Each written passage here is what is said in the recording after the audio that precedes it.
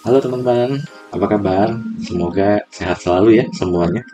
Nah, buat kita bekerja di kantor tentu saja bukan sekedar kerja, absen masuk, ngabisin jam kerja, lalu begitu terus tiap akhir bulan nunggu gajian, terus besokannya ngulang lagi begitu terus dan seterusnya.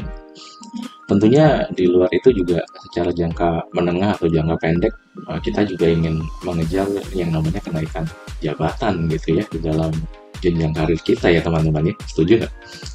Selain berarti kenaikan income, kenaikan jabatan juga dapat berarti bahwa pekerjaan dari karya yang sudah kita lakukan selama ini seperti mendapat pengakuan dari manajemen dan bahwa kita juga sudah lebih dipercaya oleh manajemen tempat perusahaan kita bekerja sehingga kita diberi kesempatan untuk menjalankan peran baru yang lebih challenging, lebih berbobot dan sebagainya.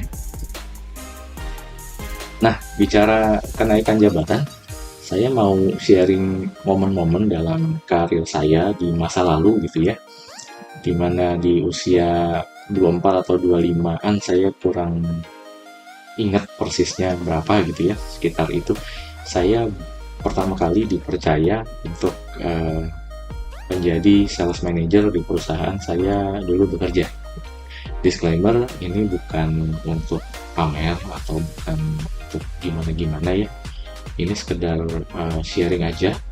Siapa tahu buat teman-teman yang lagi berada di masa-masa seperti saya yang dulu bisa menjadi inspirasi gitu buat teman-teman semua. Saya memulai di tempat tersebut kebetulan sebagai pre-sales consultant. Kebetulan di posisi tersebut job desk-nya lumayan banyak. Jadi banyak sekali saya belajar berbagai macam hal. Mulai dari cost calculation, hitung-hitungan COGS dan margin, terus bantu-bantu anak sales bikin sales presentation dan mempresentasikannya juga ke klien gitu. Lalu sampai kita juga melakukan assessment dan survei ke tempat-tempat si klien. Dan setelah assessment dan survei kita juga harus bikinin hasil assessment dan hasil surveinya seperti apa, lalu kita paparkan lagi ke klien. Jadi di poin ini sebetulnya saya ingin ajak teman-teman untuk bisa ambil sisi positif saat kita dikasih job desk yang sepertinya lebih banyak dari rekan-rekan kita gitu.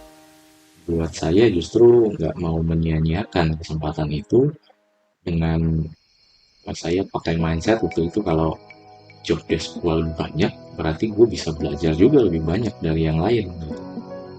Dan di luar itu gue juga bisa banyak berkontribusi buat tim dan buat perusahaan gitu tempat saya bekerja. Kurang lebih mindset saya seperti itu. Jadi di usia segitu saya nggak pernah ada pemikiran, waduh pekerjaan gue jauh lebih banyak dari yang lain gitu. Buat saya nggak ada gitu. Nah, selama hampir setahun bahkan saya juga jadi satu-satunya pre-sales consultant di tim itu.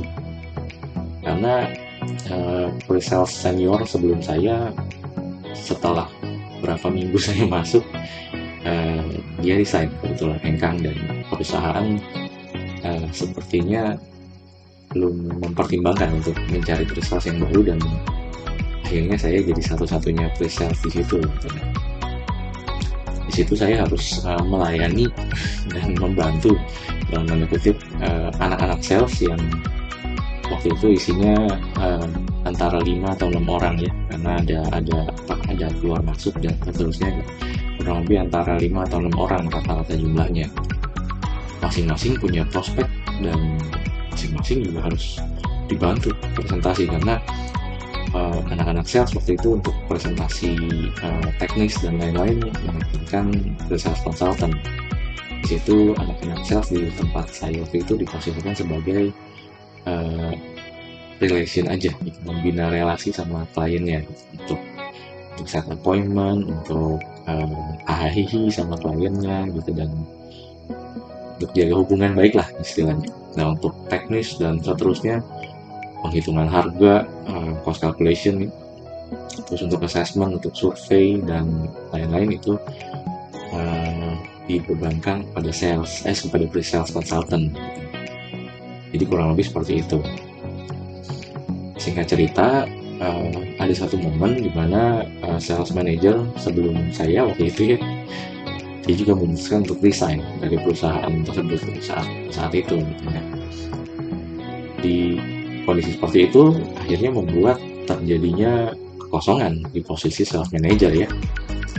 Manajemen saat itu punya pilihan yang pertama untuk merekrut sales manager baru, calon sales manager baru dari luar perusahaan ya. Atau yang kedua, mengangkat personil yang ada saat itu untuk mengisi posisi sales manager. Nah, saat itu manajemen sepertinya lebih condong ke pilihan kedua, di mana dalam kurun waktu sebulan saya merasa seperti diuji gitu. Seperti diberikan misi untuk lebih ke depan berkomunikasi dengan beberapa klien dan diminta juga untuk beresin beberapa isu yang ada dengan klien saat itu. Nah, saya yang tadinya sebagai pre-sales consultant itu nggak pernah membuat janji appointment, karena sebagai pre-sales itu kan itu dilakukan sama anak-anak sales tadinya. Kalau untuk bikin appointment, meeting sendiri sama klien itu nggak dilakukan sama pre-sales. Jadi pre-sales itu meeting karena diajak sama anak-anak sales, Nas ayo dong bantuin gua ke sini gitu, ke klien A, temenin gua gitu. Nah, itu tuh nggak pernah gitu di pre-sales. Nah, di situ saya jadi mulai melakukan itu, mulai setting appointment sendiri sama meeting sendiri sama kliennya. Ya karena manajemen meminta saya untuk melakukan itu. Nah, kembali lagi mindset saya juga nggak macam-macam saat itu. Saya nggak mikir juga kok gue dikasih tambahan kerjaan lagi, apa nih gue harus setting meeting lagi sama klien, harus beresin isu-isu ini yang salah-salah yang existing kemarin ada, harus gue yang lurusin semuanya. Dan gitu. Saya tetap mikirnya ya nggak apa-apa, kesempatan belajar lagi buat saya gitu. Jadi it's okay, saya kerjain juga. Nah, dan puji Tuhan usaha yang saya lakukan itu sepertinya memuaskan manajemen gitu. Hasilnya baik juga gitu, diberkati juga. Isunya saat itu yang ada antara klien sama perusahaan bisa saya lurusin, dan ada klien juga waktu itu setuju untuk demo unit di tempat kita. Nah, nggak berapa lama setelah itu time skip lagi gitu ya, selama 1 bulanan 2 bulanan gitu. Nah, direktur mulai ngajak saya diskusi, mulai ngajak meeting, diskusi tentang pemetaan tim sales, planning tim, dan seterusnya gitu. Nah, di saat itu saya baru mulai menyadari kalau saya sudah dipercaya gitu, sudah dapat kepercayaan untuk jalan di posisi baru sebagai sales manager. Di poin ini saya mau sharing bahwa ada faktor the right man in the right place in the right time juga gitu ya teman-teman. Sales manager sebelumnya resign sehingga kondisinya kosong, membuat adanya kesempatan gitu kan sebenarnya buat siapapun yang ada di situ gitu, untuk kalau mau ayo naik ke posisi itu. Nah, kebetulan usaha dan kontribusi saya juga selama ada di tim tersebut sebagai pre-sales consultant mungkin hasil mensupport anak-anak sales juga gitu. Dan karena saya mensupport anak-anak sales juga, akhirnya bikin hubungan saya sama anak-anak sales itu jadi dekat gitu di sana semua. Dan manajemen juga mungkin jadi mempertimbangkan hal itu. Kalau andai saja kalau selama saya bekerja saya hanya seperti yang kita bilang di awal tadi, hanya absen, pulang kerja terus absen terus kerja lalu pulang tanpa tujuan yang jelas, nunggu gajian, besoknya kerja lagi seperti itu dan seterusnya. Anak-anak sales juga mungkin tidak merasa terlalu terbantu dengan kehadiran saya di tim, dan belum tentu juga manajemen akan mempertimbangkan saya waktu itu kan. Jadi dari situ saya sadar bahwa sebetulnya sukses itu adalah buah dari perpaduan dari jodoh dan usaha kita sendiri.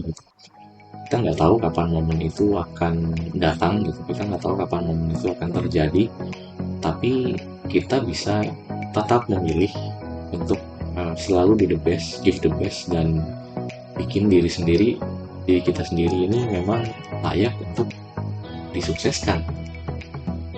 Jadi itu pengalaman saya sih. Basically saya banyak belajar di perusahaan itu dan sangat berterima kasih sampai sekarang ke atasan saya waktu itu, sudah dikasih kesempatan dan banyak sekali momen-momen saya belajar di perusahaan tersebut.